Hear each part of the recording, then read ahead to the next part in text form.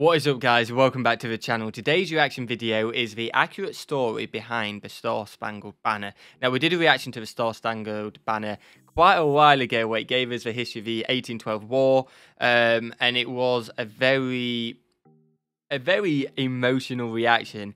I really did enjoy it, learning the history, but there was a bit of, not backlash in the comments, a lot of people saying that, one, it wasn't accurate, then there were some people saying it was accurate, and a lot of different opinions out there. Now, I'm not going to get into what's accurate or not. I haven't really done too much research on it, to be honest. I really enjoyed that video, and it showed me why a lot of you guys are so patriotic. This is another story behind it. I don't know how similar it's going to be. I don't know if it's going to go along the same route or not. But I'm going to take it as two separate reasons why a lot of people are patriotic. I'm not going to say that story was correct. This one is, because I'm not sure. I'll let you guys have that one debate in the comments. Keep it civil. There's no point. There's no need to insult people or anything like that. But I'm going to react to this. Hopefully it's as good as the last one, because I seriously enjoyed it. And I got very emotional watching it as well.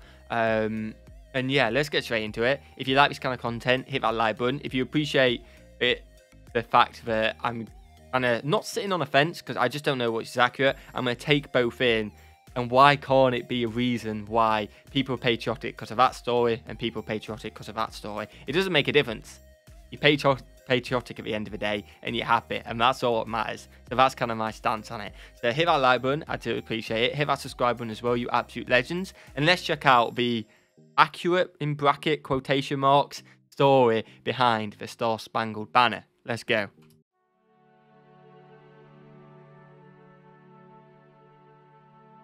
Have you ever gone to an athletic event and as someone was singing the national anthem, the people around you were not even paying attention?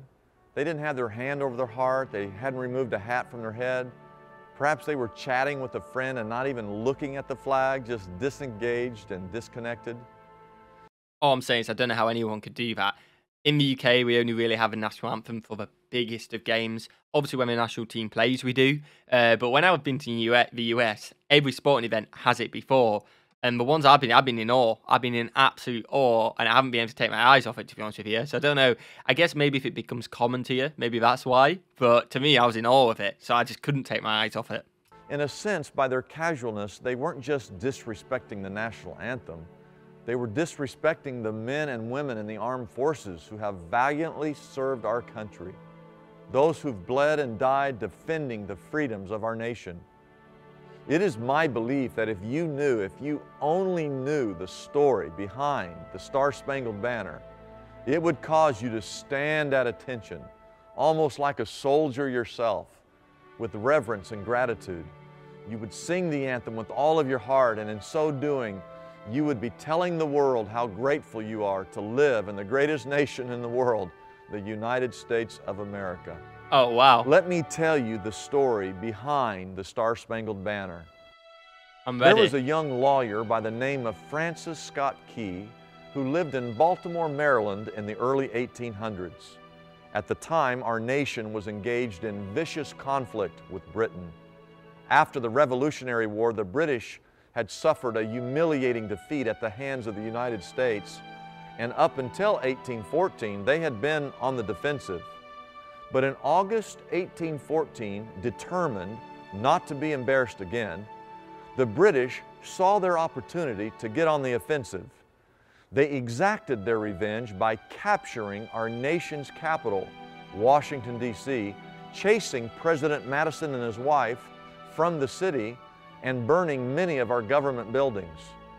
That's absolutely horrible. I know a lot of people said in the last one, I shouldn't need to apologise. It was in my past. It had nothing to do with me.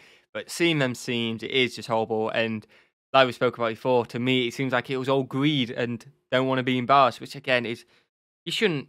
I know you do have war and stuff like that because of greed, but you shouldn't do. It is not a genuine reason, and it's horrible to hear, man. So even though I technically shouldn't be sorry, I am sorry for all the mistakes I've made. I am. You know, you guys are legends. You really are. And I always say I'm glad the revolution happened, because who knows where the world would be today? It could be a lot worse place. We just don't know.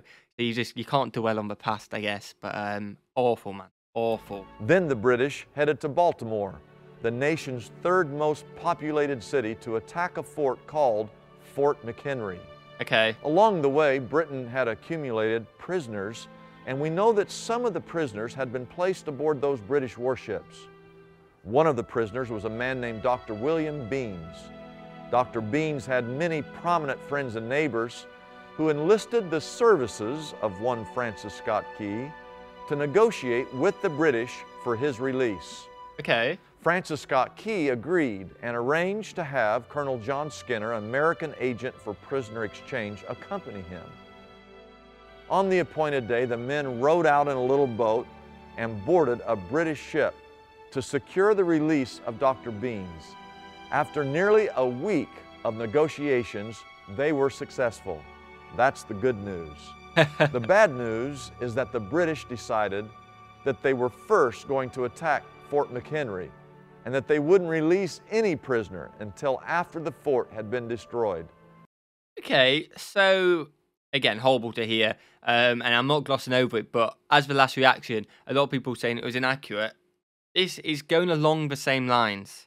A little bit different, maybe not as exaggerated potentially, but it's going along the same lines. The basis of the story is very similar so far, which I didn't really know, I didn't know what to expect, to be honest with you. So it is a very similar story, just details here and there a little bit different, which is awesome to hear. And again, if it makes you patriotic and makes you love your country, it's not a bad thing. It really isn't. Whichever one it is, it really isn't a bad thing.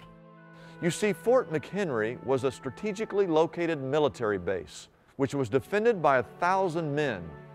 It stood on the end of a peninsula guarding the city of Baltimore, and the British knew that the defeat of Fort McHenry and its 1,000 men would serve as another demoralizing event for the Americans.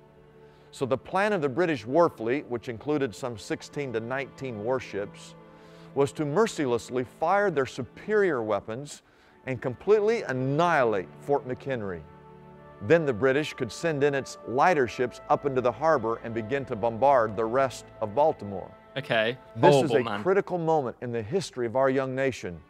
For even though we had become a sovereign nation in 1776, the United States was still fighting for total independence from the British due to Britain's interference in our expansion, trade, and other freedoms.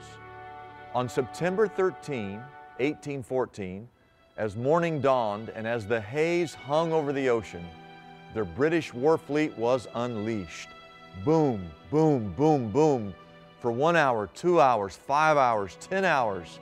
Boom, boom, the guns raged. The sound must have been deafening. Boom, boom, boom for 12 hours, 15 hours, 20 hours, for 24 hours. The British war fleet pounded Fort McHenry relentlessly with no relief in sight. The Americans inside Fort McHenry were unable to respond because their guns were not as powerful as the British artillery. Witnessing the bombardment, it must have looked like a spectacular fireworks display. Francis Scott Key, he paced the ship all night long, back and forth. At times he could see the American flag in the illuminated red glare of each bomb. No doubt if he had seen a white flag waving, he would have known that the Americans were surrendering. But as long as he could see the red, white, and blue flag waving, he knew that the men inside that fort were not giving up. Again, fair play to them. Again, just relentless and horrible by the British. It really is. We don't want to be embarrassed. Absolutely awful, devastating. But again, fighting for the country, you absolutely love that. And it's the same in today's world, maybe not on the exact same scale. A lot of it is potentially political, not as many guns fired and stuff like that. There's a lot of different things, but there's still people going out there every day, fighting, fortunately dying, for your country, for my country, for anyone in who deserves it. Sorry, deserve is probably the wrong word because you don't really get to pick it. But fighting for our country, basically, and our freedom, and for us to live the best life possible. And all you can do is say, wow, thank you so much, and have respect levels up there. And it's absolutely amazing. And fair play to these guys, they're fighting for what they believe in, and potentially the actions they've done on this day has meant you guys get the life you get in America now. You know what I mean? Who knows what would happen if we don't? And I'm glad they didn't. I really am. It's a shame, potentially lives lost. I don't know the number. Depends if I may say it, but it's still a massive, massive shame. If it's one person, it's a massive, massive shame. But wow, fair play. Don't you believe that there had to be some prisoners on board some of those warships who were wondering, is the flag still there? Is the flag still there? Is the flag still there? Because you see, that flag stood for the United States of America. It was that flag that stood for the freedoms that our nation cherishes today. It was that flag that stood for the men and women who died to give us our independence. Well, after more than 24 hours of constant bombardment, finally there was silence. And as morning dawned on September 14th, 1814, when the heavy mist and the smoke from the gunfire had lifted, there, standing proudly, flying high above the rampart, blowing back and forth in the wind, was the huge 30-foot by 42-foot American flag. Major George Armistead, the commander of Fort McHenry, had commissioned a widow to make this flag. He wanted it to be so large that the British wouldn't have any trouble seeing it from the distance, waving proudly. Miraculously, the damage to the fort was minimal. Of the 1,000 soldiers, 4 were killed. And again, like I said before, it didn't matter if it was one. Massive, massive respect to them 4. And it's horrible to hear, but they are potentially a huge, huge reason why everyone's living their life today. You know what I mean? As they are, and huge respect to them. The United States did not yield, and the British eventually withdrew from the Baltimore harbor, deeming the battle to be too costly. The tide of the war was reversed. There at the Battle of Fort McHenry, just a few months later, a peace treaty was signed between the United States and Britain. Fair play. It was upon the release of the prisoners that Francis Scott Key made his way back into Baltimore. And after such a dramatic and emotional occasion, the young lawyer was inspired to pen the following words.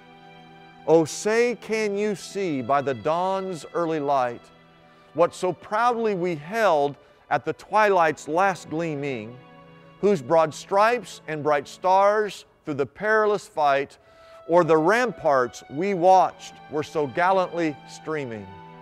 And the rockets' red glare, the bombs bursting in air, gave proof through the night that our flag was still there.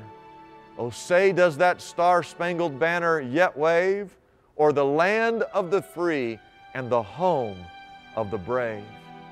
It is my prayer that whenever we see the flag, which represents the United States of America, and whenever we hear the words of the Star-Spangled Banner as it is sung, that we would stand in reverence for the miraculous events of that night in 1814, to honor the courageous men and women who have fought to keep our flag waving. May we always stand. May we always remove our hats. May we always place our hand over our hearts.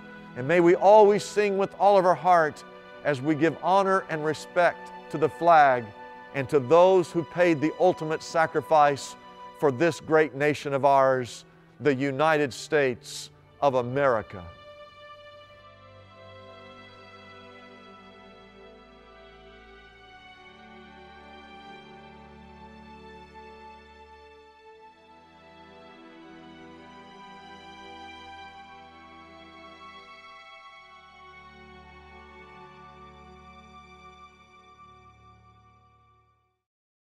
Wow, that is the end of the video. I didn't want to interrupt it then when we started getting into the anthem and what he penned and stuff like that. I just thought I'd let it go. What a story. Again, very similar to the other one, and I didn't really know what to expect because there was a lot of backlash on other people. Not written at me, just people disagreeing in the comments. And it seems the general basis of the story was correct, if this one is to be believed. It was just, there were some things exaggerated a little bit, you know, the damage to the fort.